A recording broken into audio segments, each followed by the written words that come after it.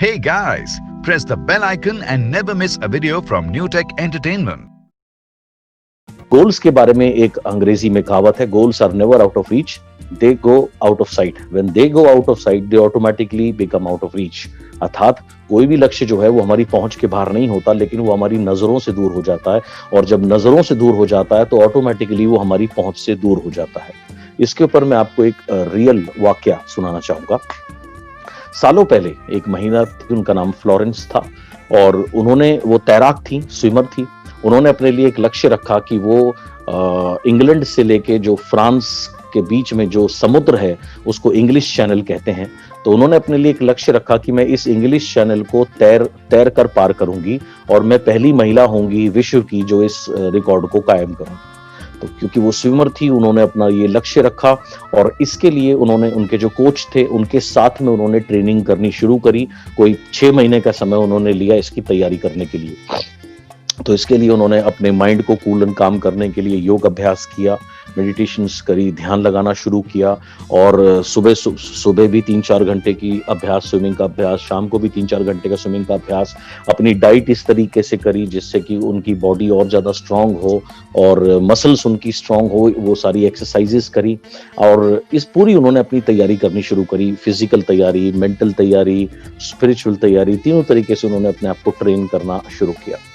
तो 6 महीने तक उनकी तैयारी चली, और अल्टीमेटली वो दिन आ गया जिस दिन उन्होंने उस अपने लक्ष्य को पूरा करना था, या अपना जो टारगेट उन्होंने रखा था इंग्लिश चैनल को पार करने का, सो वो उन्होंने अटेम्प्ट करना था। सो उन्होंने तैरना शुरू किया। उनके बगल में बोट थी, उस बोट में उनके कोच थे, डॉक्टर्स की टीम थी, ताकि अगर कोई मेडिकल अर्जेंसी हो तो तुरंत वो उनके लिए सारी चीजें उपलब्ध रह सके। सो ये पूरा का पूरा सेटअप उनके साथ में बोट पे चल रहा था। उनको तैरते तैरते 2 घंटे हो गए, 4 घंटे हो गए, 6 घंटे हो गए, 8 घंटे हो गए, 10 घंटे हो गए। अब वो थकने लगी, थकान होने लगी शरीर में, मेंटली भी। और उनके जब वो बाहर देखती तो उनको उस दिन जो मौसम था वो ठंड का मौसम था, धुंध का मौसम था। तो जब वो 10-12 घंटे के बाद में वो गिव अप करना सोचने लगी, उनके माइंड ने कहना शुरू किया कि ये बहुत मुश्किल है, बहुत थकान हो गई, इट इज़ वेरी डिफिकल्ट। पानी भी बहुत अफकोर्स ठंडा था, लेकिन जब भी वो बाहर देखती उनको धुंध की वजह से जमीन नहीं नजर आती थी, कोई भी चीज नजर नहीं आती थी, धुंध ही धुंध नजर आती थी। तो लगभग 12, 13, 14 घंटे हो गए स्विम करते हुए। तो उन्होंने अपने कोच से कहा कि मुझसे नहीं हो रहा, अब आई एम वेरी टायर्ड, तो I want to give up. तो उनके कोच ने कहा नहीं, थोड़ा सा रह गया, come on, don't give up, don't give up. उनको बकअप किया। तो उन्होंने और प्रयत्न किया और कोशिश करी, लेकिन जितनी वो कोशिश कर रही थी, जब भी वो बाहर देखती उनको जमीन नजर नहीं आती, और उनको सिर्फ धुंधी धुंध नजर आती, और बार बार उनका माइंड उन्हें एक ही चीज कह रहा था कि it is very difficult, it is very difficult, it is not going to happen, नहीं होगा।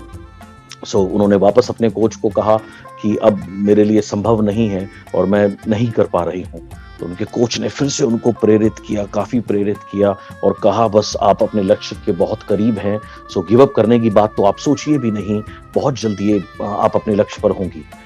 उन्होंने फिर से हिम्मत करी, लेकिन फिर जब वो बाहर देखती तो वो उन्हें धुंधी नजर आती, और लैंड नजर नहीं आ रहा था जहां उन्हें पहुंचना था।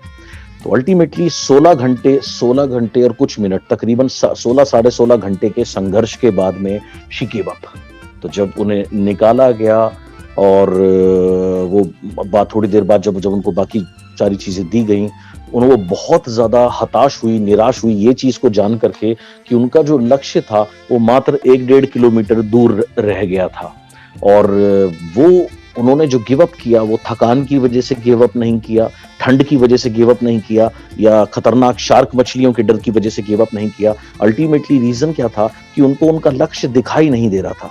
तो जब भी वो बाहर देखती धुंध दिखती थी, और उनके कोच उनको हालांकि बता रहे थे देखो इतना रह गया, इतना रह गया, लेकिन उन्हें यकीन नहीं हुआ। उन्हें यही लगा कि ये मेरे गुरु हैं, इनका तो काम ही है मुझे आगे बढ़ाना या मुझे इंस्पायर करना, लेकिन पता नहीं जमीन कितनी दूर है।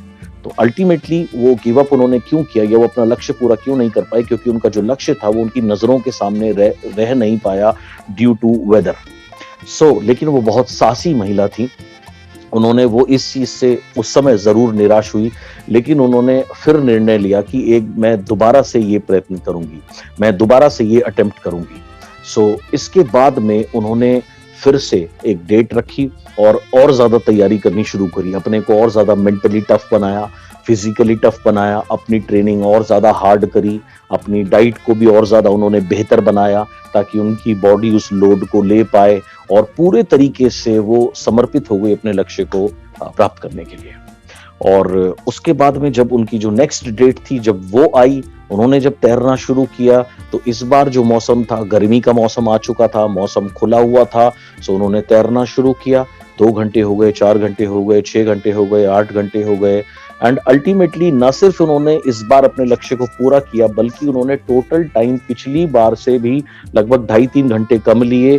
और जहां पिछली बार वो 16 साढ़े 16 घंटे में भी अपने लक्ष्य को नहीं भेद पाई थी, तकरीबन 12.5-13 घंटे में उन्होंने अपने लक्ष्य को भेद दिया, वो सफल हो गई। क्योंकि इस बार क्या था, मौसम खुला हुआ था, जब भी उनके मन में ये विचार आता कि बहुत मुश्किल है, नहीं हो रहा, मैं गिव अप कर दूं, वो सामने देखती दूर उनको कोना नजर आता, यानी वो धरती नजर आती जो उनका लक्ष्य था, और ऑटोमेटिकली उनकी जो शक्ति थी वो दुगनी हो जाती, उनका उत्साह दुगना हो जाता और सारी थकान उनके शरीर से निकल जाती, शारीरिक या मानसिक, और वो टोटल फोकस्ड रह पाई और अपने लक्ष्य को पूरा कर पाई। अर्थात इस बात से हमें क्या सीख मिलती है कि लक्ष्य कभी भी हमारी पहुंच से दूर नहीं होते, वो हमारी नजरों से दूर हो जाते हैं। और जब लक्ष्य हमारी नजरों से दूर होते हैं तो ऑटोमेटिकली वो हमारी पहुंच से भी स्वतः ही दूर होने लगते हैं।